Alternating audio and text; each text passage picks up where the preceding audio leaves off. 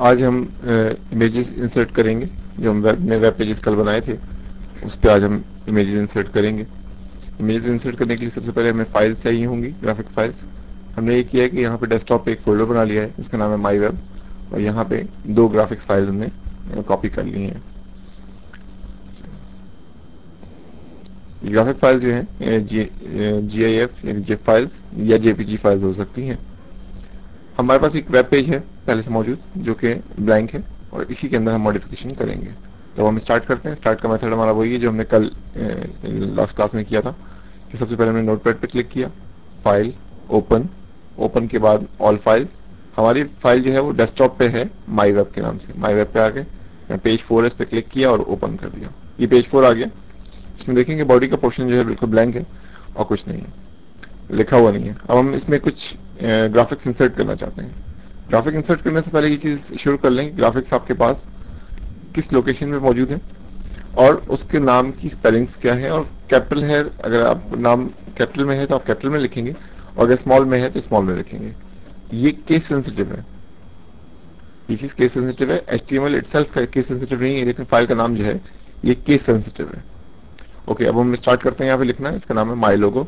यहाँ पे हम लिखते हैं सबसे पहले simple tag IMG image for inserting an image. इसके बाद एक और हमारे पास है इसमें बॉर्डर। बॉर्डर जो है नॉर्मली 0 होती है क्योंकि हम ग्राफिक्स की बॉर्डर देना नहीं चाहते। इसके बाद सबसे अहम चीज है दैट इज सोर्स। सोर्स में हम लिख देंगे यहाँ पे माई लोगो .jpg। इसके बाद हमारे पास अब हम लेट्स सी पहले देख लेते हैं कि इसका क्या रिजल्ट आ रहा है। टैग क्लोज कर दें। इसका एंडिंग टैग नहीं होता, इमेज का मतलब सिंगल टैग है, इसका ओपनिंग और एंडिंग टैग नहीं होता। इसको हम सेव कर लेते हैं। फाइल सेव करने के बाद हम इसको देखते हैं कि क्या रिजल्ट आ रहा है इसका। डबल क्लिक कर दें इस पर।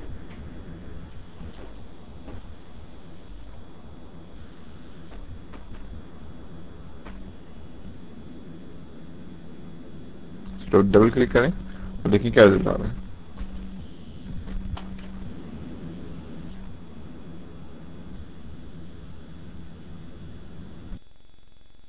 देखिए ये ग्राफिक जो है इमेज हमारे सामने डिस्प्ले हो गया। अच्छा, अब हम दोबारा इसके सोर्स कोड में जाते हैं और यहाँ पे जाके चेंजेस करते हैं। इसमें बेहतर ये होता है कि हम यहाँ पे इसकी विड्थ और हाइट भी मेंशन करें।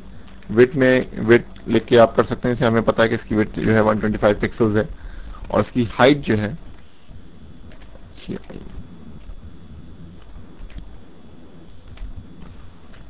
ये 114 है। जब आप डिजाइन करेंगे तो उस वक्त आपको आइडिया हो जाएगा कि इसकी विड्थ और हाइट कितनी है।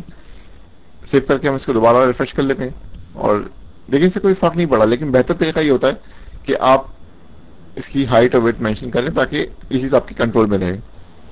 इसमें एक और टैग बहुत इंपॉर्टेंट है, that is alternate text. Alternate text का पर्पज ये है कि अगर किसी जगह पे ग्राफिक डिस्प्ले ना हो सकती हो, किसी ब्राउजर पे ग्राफिक डिस्प्ले ना हो सकती हो, तो वहां पे उसका टेक्स्ट डिस्प्ले हो जाए। देखिए हमने यहाँ पे टेक्स्ट मेंशन किया है, इसको सेव किया है और सेव करने के बाद रिफ्रेश किया। बाद ब्राउजर ऐसे होते हैं जिसमें ग्राफिक डिस्प्ले नहीं होती, तो वहां पे टेक्स्ट लिखा हुआ जाएगा यहाँ पे क्योंकि ग्राफिक डिस्प्ले हो रही है, इसलिए जब आप माउस इसके ऊपर रखेंगे तो एज ए टूल टिप यही मैटर जो है लिखा हुआ जाएगा। एक अच्छी चीज है, इसको इस्तेमाल करना चाहिए। अब हम ये देखते हैं कि इसको ग्राफिक को हम किस तरह से इसकी अलाइनमेंट चेंज कर सकते हैं।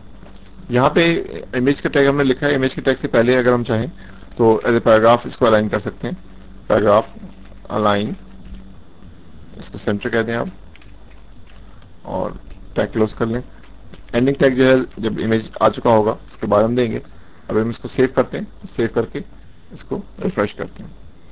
तो अगर इसको हम पैराग्राफ का पार्ट बना दें तो इसकी अलाइनमेंट हम चेंज कर सकते हैं। इसी तरह से अगर एक ग्राफिक आपने इंसर्ट किया, ग्राफिक इंसर्ट करने के बाद आप चाहते हैं कि कुछ और काम करें लेकिन बीच में कुछ डिस्टिंग्विश करने के लिए कोई चीज डालना चाहें, तो यहाँ पे आप एक हॉरिजॉन्टल रॉ इंसर्ट कर सकते हैं। HR टैग है इसका और ये भी सिंगल टैग है, इसका एंडिंग नहीं होता। ठीक है, सिर्फ मैंने HR लिखा है, सेव किया, इसको सेव करके रिफ्रेश किया, लेकिन एक लाइन आ गई। ये HR यानी हॉरिजॉन्टल लाइन है। इसकी भी फॉर्मेटिंग पॉसिबल है। HR के अंदर जो क्लॉजेज हमारे पास मौजूद हैं वो ये हैं कि इसकी अलाइनमेंट क्या होगी। Let's say centre by default होती है, आप इसको लेफ्ट और राइट भी कर सकते हैं। इसका कलर क्या होगा, लेट्स से कि आप चाहते हैं कि जिस तरह कलर ने किया था लास्ट क्लास में कि RGB कोडिंग कर सकते हैं या डायरेक्ट लिख सकते हैं। फॉर एग्जाम्पल हमने ब्लू लिख दिया, इसकी विड्थ कितनी होगी? विड्थ बाय डिफॉल्ट तो इसकी 100% होती है, लेकिन अगर आप किसी वजह से कम करना चाहें तो आप इसको 90% कर दें। अब देखते हैं कि ये तीन चीजें जो हमने 3 पैरामीटर डाले हैं, इसका क्या इफेक्ट आ रहा है। सेव किया हमने, सेव करने के बाद इसको रिफ्रेश कर लें। देखिए ये 90% हो गया 100 के बजाय, कलर ब्लू हो गया इसका, और ये सेंटर है। आप इसको लेफ्ट और राइट भी कर सकते हैं। अब हम यहाँ पे कुछ मैटर ऐड कर देते हैं ताकि पेज हम डिफरेंशिएट कर सकें। मैटर ऐड करने के लिए हॉरिजॉन्टल ड्रॉ के बाद नेक्स्ट लाइन में आके हमने एक पैराग्राफ इंसर्ट किया और यहाँ पे लिख दिया कि पेज विद ग्राफिक्स, और पैराग्राफ को क्लोज किया। सिंपल पैराग्राफ है, इसमें कोई फॉर्मेटिंग की कमांड नहीं है। उसको हमने फाइल सेव किया। आप देख ही रहेंगे इस पेज का नाम है पेज 4, तो पेज 4.html के नाम से पेज बन गया हमारे पास, और ये बन गया। अब हमें एक और पेज बनाना है और उसमें हमें कुछ काम करने हैं, तो let's go to another page. एक और पेज बनाने के लिए अब हम इसी पेज को इस्तेमाल करते हैं। हमने जो यहाँ पे पैराग्राफ इंसर्ट किए थे, ये हम सिलेक्ट करके डिलीट कर देते हैं, और डिलीट करने के बाद इसको सेव एज कर लेंगे। सेव एज में हम इसको, पहले हमने काम जो किया था वो माई वेब में किया था पेज 4 के नाम से, अब हम इसको पेज 5 का नाम दे देंगे। पेज 5 के नाम से हमने इसको सेव कर लिया। अब देखें इसमें मैटर कुछ भी नहीं है, मैटर नहीं है। अब हम यहाँ पे ये देखते हैं कि हम लिंक किस तरह बनाएंगे। वेब पेज जिस तरह आपने विजिट किए होंगे, आपने देखा होगा कि उसमें वेब पेज में लिंक बने होते हैं। तो लिंक किस तरह बनाएंगे? लिंक का मकसद ये होता है कि एक वेब पेज से दूसरे वेब पेज पे किस तरह से जंप करेंगे, या एक वेबसाइट से दूसरी वेबसाइट पे किस तरह से जंप करेंगे।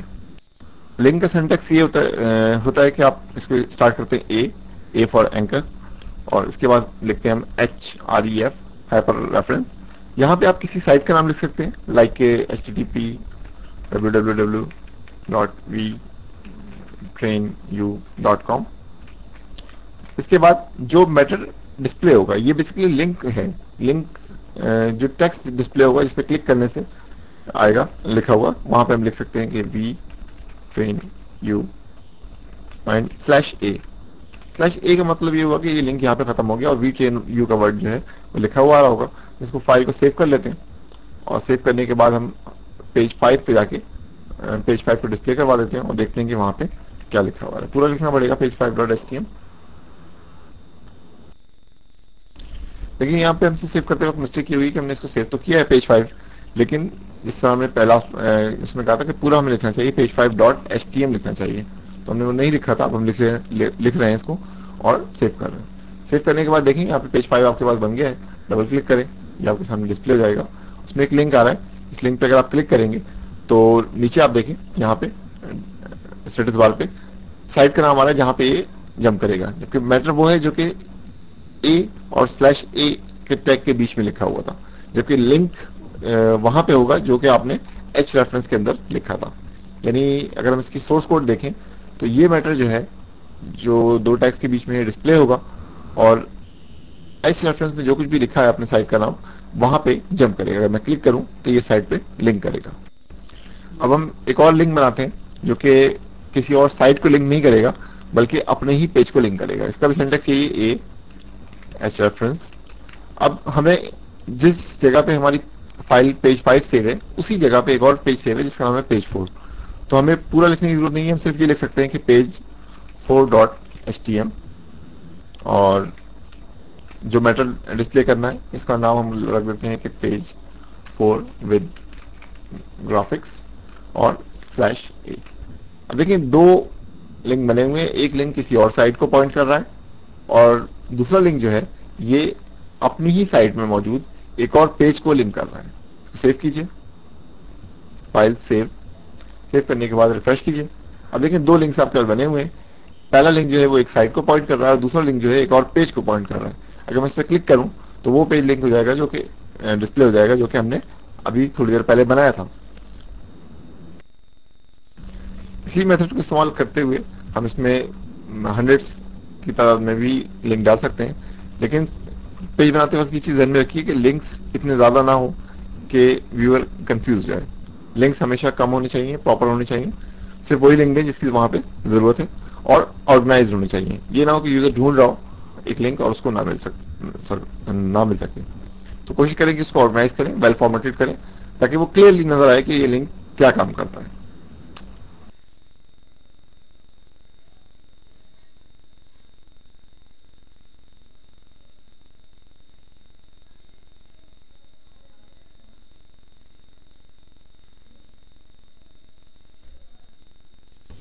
जो वेब पेज हमने बनाया है, जिसमें लिंक्स हमने बनाए हैं, इसमें अगर हम थोड़ी फॉर्मेटिंग और करना चाहें तो बॉडी का टैग जो हमने शुरू से इस्तेमाल किया है सिंपली, इसके कुछ पैरामीटर्स हैं। पैरामीटर्स में फाइल के नाम है। ग्राफिक्स हम इस तरह सेट कर सकते हैं कि यहाँ पे लिखें बैकग्राउंड और एक ग्राफिक फाइल का नाम दे दें। लेकिन ग्राफिक फाइल का नाम जिस तरह पहले मैंने आपसे कहा था कि केस सेंसिटिव है। केस सेंसिटिव का मतलब ये हुआ कि हमें पता होना चाहिए कि हमें कैपिटल में लिखा हुआ है, स्मॉल में है, इसकी करेक्ट स्पेलिंग क्या है और एक्सटेंशन वगैरह क्या है। ये चीज बिल्कुल एग्जैक्ट पता होना चाहिए। और ये चीज अगर ग्राफिक फाइल अगर करंट डायरेक्टरी में नहीं है तो इसका पूरा पाथ प्रॉपर तरीके से देना चाहिए ताकि कंप्यूटर उसको रीड कर सके। बैकग्राउंड हमने दे दिया, इसको फाइल को सेव कर रहे हैं। फाइल सेव करने के बाद रिफ्रेश कीजिए। हमने काम किया पेज 4 में, पेज 5 में। तो पेज 5 पे इनफैक्ट हमें देखना चाहिए। देखिए पेज 5 में पहले बैकग्राउंड व्हाइट आ रहा था इसका, लेकिन अब बैकग्राउंड में ग्राफिक इंसर्ट हो गई है। ग्राफिक्स आप अपने तौर पर क्रिएट कर सकते हैं, एडोबी फोटोशॉप या जो भी सॉफ्टवेयर आपको पसंद हो उसे कर सकते हैं।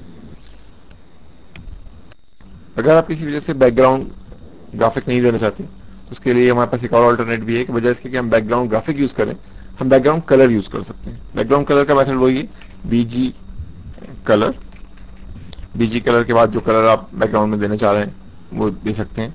अगर आपको आरजीबी कोड उसका याद है तो दे सकते हैं। फॉर एग्जांपल हम चाहते हैं कि लाइट येलो हो और ग्रीन फैक्टर ना हो उसमें और ब्लू फैक्टर भी ना हो। लेट्स सी क्या कलर बनता है इसका।